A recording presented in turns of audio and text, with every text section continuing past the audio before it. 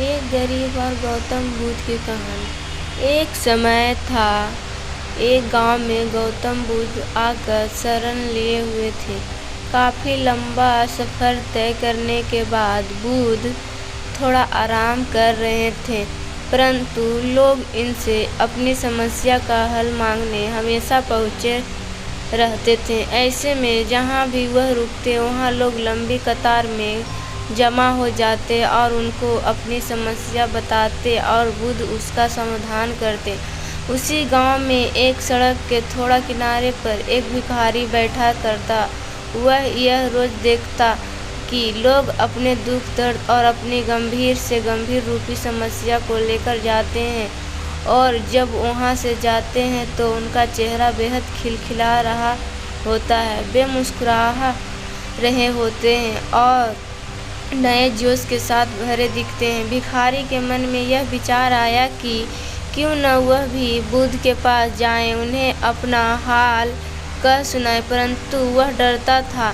इसके बाद एक दिन गहरे चिंतन के बाद वह भिखारी बुद्ध के पास गया। लोग लंबी लाइन में खड़े रहते और एक एक कर अपनी समस्या का समाधान लेकर वहां से चले जाते।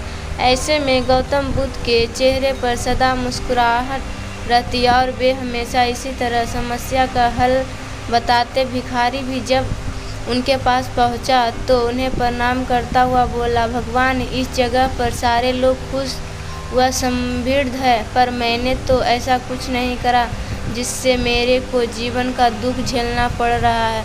फिर मैं इतना गरीब और निर्धन व्यक्ति क्यों है?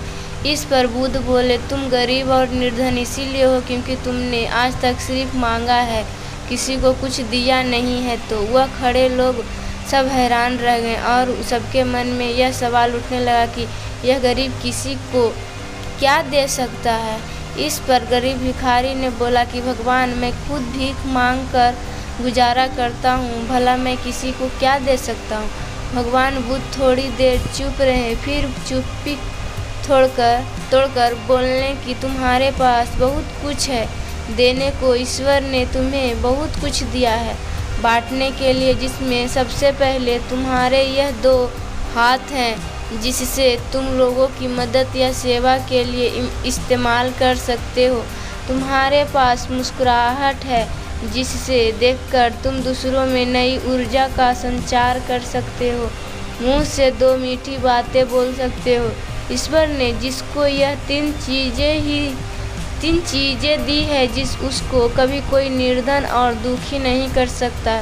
निर्धन होने का विचार तो सिर्फ हमारे मन में पनपता है, यह एक सिर्फ भ्रम है जिससे तुम उभरना चाहिए और अपनी जिंदगी की नई शुरुआत करनी चाहिए। आशा है कि एक गरीब गौतम बुद्ध की कहानी पसंद आई होगी। ऐसी ही कहानी सुनने के लिए हमारे चैनल को सब्सक्राइब जरूर करें और बेल आइकन दबाना ना भूलें। कमेंट में ज़रूर बताइएगा कि कहानी कैसी लगी है। धन्यवाद।